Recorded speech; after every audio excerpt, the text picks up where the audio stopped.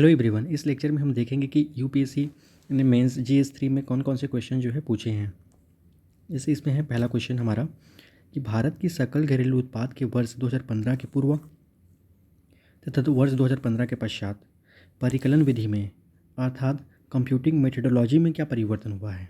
इस परिवर्तन मतलब 2015 के पहले सकल घरेलू उत्पाद को किस तरीके से मापा जाता था और 2015 के बाद किस तरीके से मापा जा रहा है, ये क्वेश्चन उन्होंने पूछा है। दूसरा क्वेश्चन है पूंजी बजट और राजस्व बजट के मध्य अंतर स्पष्ट कीजिए, इन दोनों बजटों के संगठकों को समझाइए। तो जो आपका बजट का दो पार्ट जो होता है आपका, एक जो आपका कैपिटल पार्ट होता है, एक जो है रेवेन्यू होता है, और उसमें जो आपका एक और एक्सपेंडिचर होता है और एक और इनकम होता है, इसको जो है यहाँ पे पूरा एक्सप्लेन करना है। फिर तीसरा क्वेश्चन है देश के कुछ भागों में भूमि सुधारों ने सीमांत और लघु किसानों की सामाजिक आर्थिक स्थिति को सुधारने के लिए किस प्रकार सहायता की है। ये लगभग जो है रिपीटेड क्वेश्चन है। चौथा है भारत के जल संकट के समाधान में सूक्ष्म सिंचाई कैसे और किस सीमा तक सहायक होगी। ये भी रिपीटेड क्वेश्चन है, सिंपल क्वेश्चन है।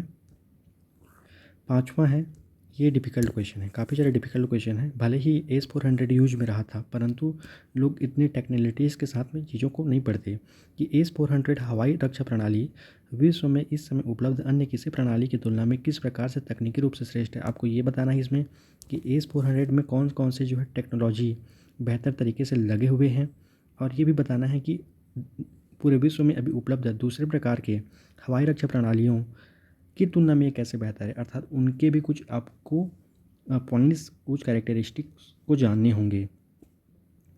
फिर छठवां है कि नवंबर 2021 में ग्लासगो में विश्व के नेताओं के शिखर सम्मेलन में COP26 का जो सम्मेलन हुआ, उसमें आरंभ की गई हरित ग्रिड पहल का प्रयोजन स्पष्ट करें कि उसका क्या उद्देश्य है। और इसका बताना है कि इंटरनेशनल सोलर अलायंस में हरित ग्रिड पहल की जो विचार था वो पहले कब आया। तो ये भी मॉडरेट क्वेश्चन है, ये नहीं बोल सकते।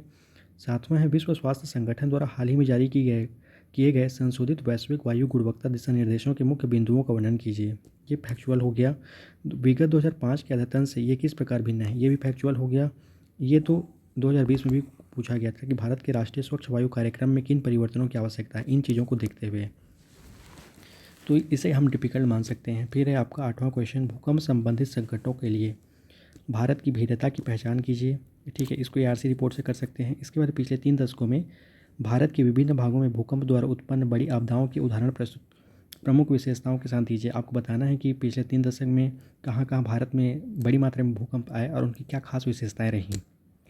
फिर 9वां क्वेश्चन है कि चर्चा कीजिए कि किस प्रकार उभरती प्रौद्योगिकी और वैश्वीकरण मनी लॉन्ड्रिंग को योगदान दे रही है। राष्ट्रीय और अंतर्राष्ट्रीय स्तर पर मनी लॉन्ड्रिंग की समस्या से निपटने के लिए क्या क्या उपाय किए गए हैं, इनको भी बताना है।